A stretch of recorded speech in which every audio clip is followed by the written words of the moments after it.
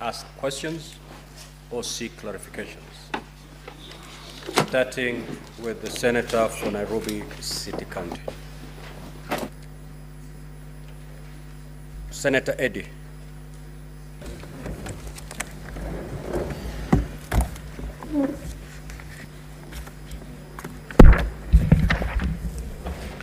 Mr. Speaker, I've got two quick clarification questions, one from the witness and then one from the counsel who cross-examined the witness.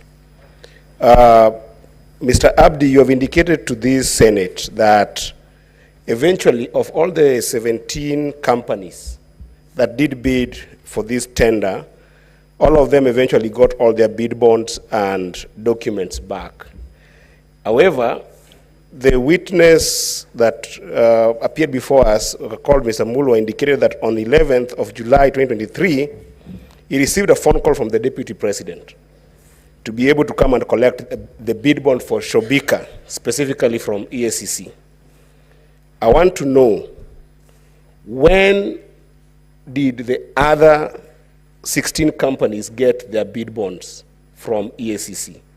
Did they get it at the same date that the former witness indicated that he waited for 5 hours from EACC, or did they get them from EACC at a variable date?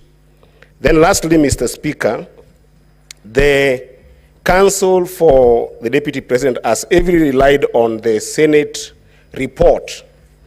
And if you look at page 218 all the way to page 230, it is submissions to Senate by different individuals. Counsel, do submissions itemized by individuals who appeared before Senate in your best understanding amount to Senate's finding and resolutions in your best understanding? And what do you make of page 275 of Senate recommendations and not findings? Because you did indicate to this House that those were Senate findings.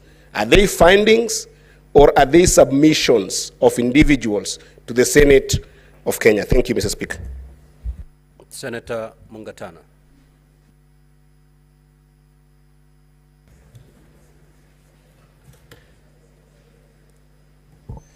Asante sana Bwana Spika.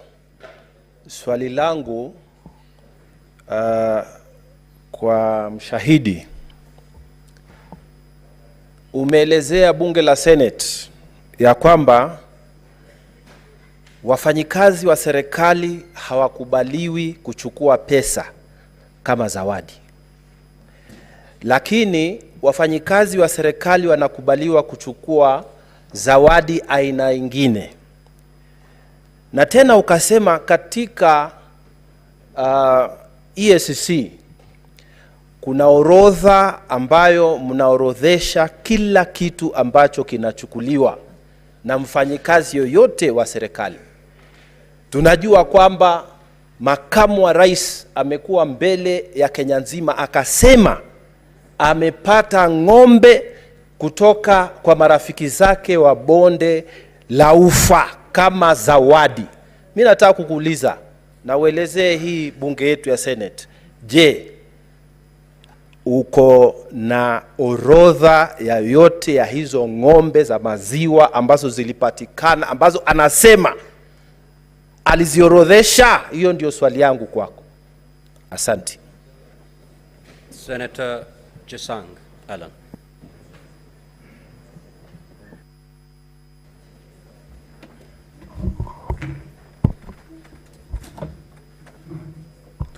Thank you, Mr. Speaker. Mr. Speaker, I have two questions that I would like to ask the Counsel of His Excellency, the Deputy President, to tell the House why was it the Deputy President calling the CEO of KEMSA asking for a release of the bid bond and not the CEO of Crystal Company, yet he's not an employee or a director of the said company. Number two, Mr. Speaker,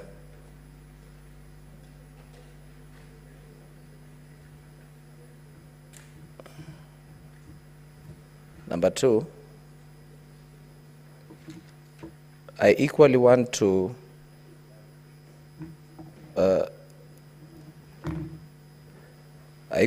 ask the Council of the Deputy President to enlighten me and prove to this House that on how the call by the Deputy President to the CEO of KEMSA pertaining a bid bond that was in process of a contract, not a conflict of interest.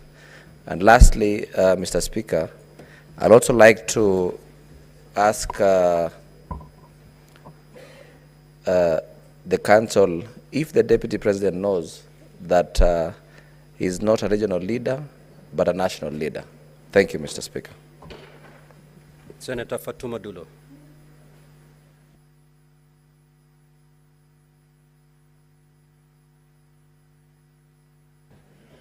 Thank you, Mr. Speaker. My question is to the DP's Council.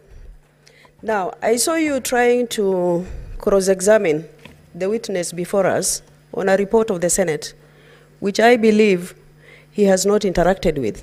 And again, the motion that was before the House and also the National Assembly. What are you trying to drive out of that? I thank you. Senator Joyce Korir.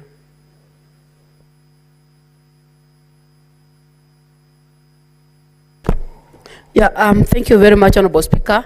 My question is, I wanted to know what informed the extension of time, the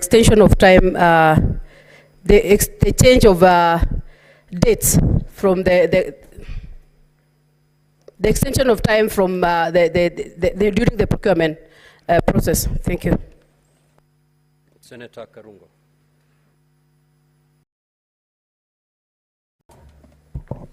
Thank you very much, Mr. Speaker. My question to Mr. Abdi. You receive a letter from the Health Ministry on 11th May 2023. Then in your wisdom, you replied 16 months later, when the CS has even left the office. My question, and that is 5 months after the Senate looks into the issue and comes with a report. Are you part of the conspiracy? Don't answer me, answer your children. Senator Sigei.